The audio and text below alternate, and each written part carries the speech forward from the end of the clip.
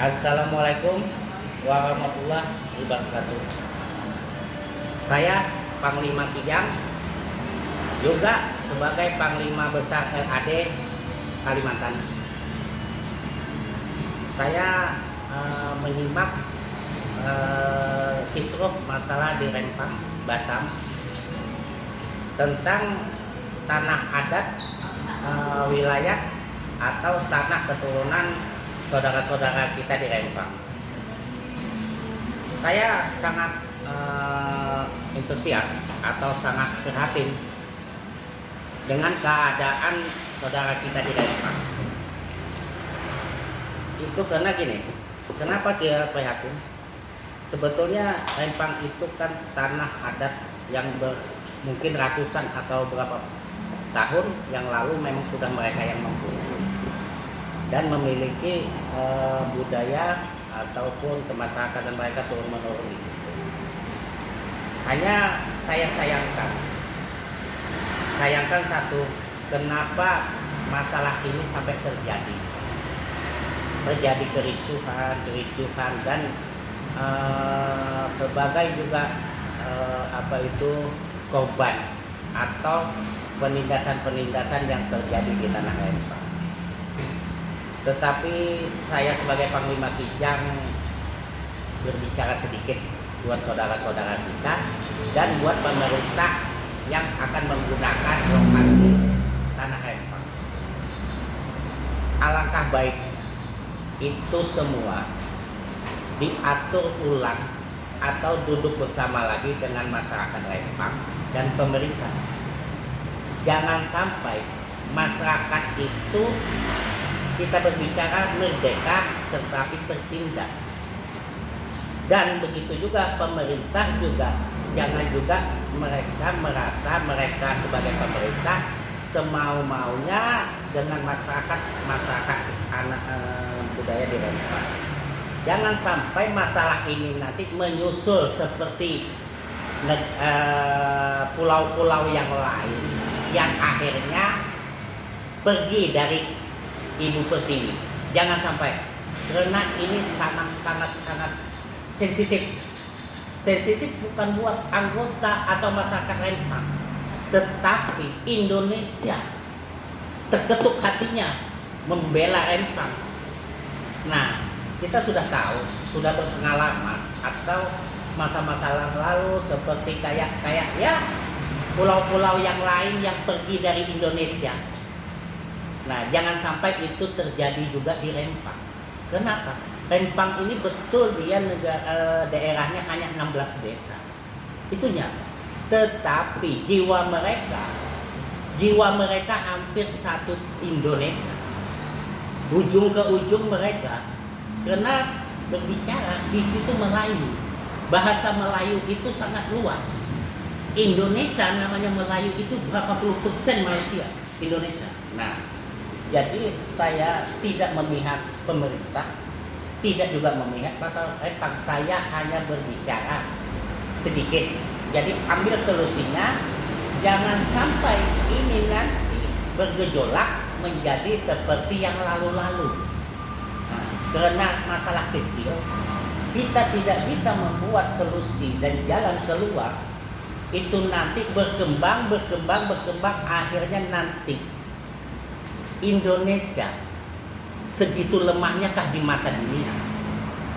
Masalah kecil begini aja Indonesia tidak bisa mengatasi. Kita tahu sendiri, Pak Jokowi, Rusia, dia bisa mendamaikan antara negara. Bisa mendamaikan, kenapa hanya masalah Rempang dia tidak bisa? Nah, ini kita buktikan ke dunia. Kita sudah bisa buktikan masalah Rusia itu sangat krusial, sangat luar biasa. Tetapi kenapa seorang presiden kita Indonesia RI, Pak Jokowi, bisa mendamaikan itu dunia? Bisa mendamaikan. Kenapa masalah Rempang ini harus jatuh korban? Kenapa? Tolong, saya sebagai Panglima prihatin masalah ini. Kalau kita berbicara masalah orang luar, tidak masalah. Saya pertama yang berdiri di depan untuk melawannya. Tapi ini sesama anak bangsa. sesama kita, tolong ini. Dan buat pemerintahan, Pak Presiden ataupun siapa di bawahnya, dan buat saudara-saudaraku di Rempang, siapapun namanya, tolong kita duduk, ambil solusi terbaik. Solusi yang terbaik itu apa? Kita cari suara yang terbaik, solusi yang terbaik itu yang kita ambil. Apakah di Rempang itu harus direlokasi atau mereka harus tetap di situ? Jadinya beri kesempatan untuk masyarakat memilih. Memilih itu apa? Artinya bila masyarakat kami siap direlokasi, oke. Kami tidak siap, jadi pemerintah harus mengerti. Pemerintah itu harus mengerti perasaan masyarakat. Itu kuncinya pemerintah. Bukan menindas masyarakat. Ingat, bukan menindas masyarakat. Masyarakat itulah yang menunjuk pemerintah itu menjadi satu. Tanpa masyarakat, pemerintah tidak ada. Tanpa masyarakat. Dan tolong itu. Nah, saya Panglima Kijang. Wassalamualaikum warahmatullahi wabarakatuh. Salam budaya, kita tetap bersama satu IKRI. Salam. Tergantung Pak Panglima Pak Jaji menuju Rempang gimana menurut Panglima? Oke, itu bagus. Tetapi kita mendukung seseorang, mendukung sesuatu, kita harus berpikir jangan sampai mendukung itu membuat ricuh yang lebih dalam, korban yang lebih banyak antara A dan B. Jadi kita bergerak itu, kita lihat, oh ini kalau saya masuk begini, ini lebih parah. Bagaimana kita bisa mendukung, tetapi kita cari solusinya, jangan sampai itu jatuh korban, itu menjadi perpecahan, itu menjadi rusuh. Nah, saya sebagai Panglima juga ingin begitu, tapi kita lihat kita ini masalahnya apa. Nah, lain di sana sampai ada misalnya itu sudah luar biasa, kita sebagai Panglima wajib membela itu. Tetapi saat ini kan masih di dalam koridor yang terkendali. Artinya kita sebagai Panglima boleh turun, tetapi kita hanya membawa maksud tujuan harus begini, tidak. Kita Panglima sebagai orang tengah, orang yang mengayomi, membela dan menjaga supaya masyarakat dan warga semua aman. Artinya kalau mereka tidak aman, kita yang ke depan. Tetapi bukan kita yang bikin memperpanjang masalah dan memperkeruh masalah. Jangan sampai kita sebagai Panglima. Itulah pesan saya. Dengan kehadirannya Panglima Pak Jaji, Panglima setuju aja ya? Saya sangat setuju. Tetapi setuju saya, satu, tindakannya kita harus terukur. Jangan kita bertindak tidak ada solusi, bahasa kita gini, tindakan yang tidak ada aturannya, hanya mendukung sesuatu tapi kita tidak tahu efek dan masalahnya yang kita dukung nanti bermasalahnya bagaimana. Jangan sampai kita mendukung itu mengorbankan masyarakat dan aparat penegak hukum.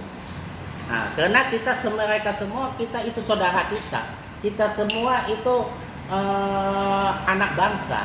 Jadinya sebetulnya kita anak bangsa itu bisa kita argumen, bisa kita membela, tetapi dengan terukur.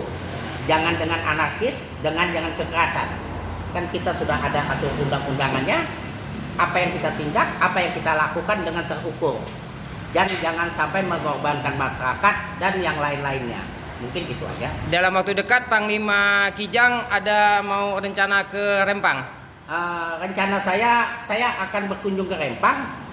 Dan saya juga akan minta waktu dengan pejabat kementerian atau pemerintahan pusat. Saya mungkin akan berdiskusi sedikit banyak seandainya saya diberi waktu untuk bisa bertemu dengan menteri-menteri yang terlibat di dalam Rempang.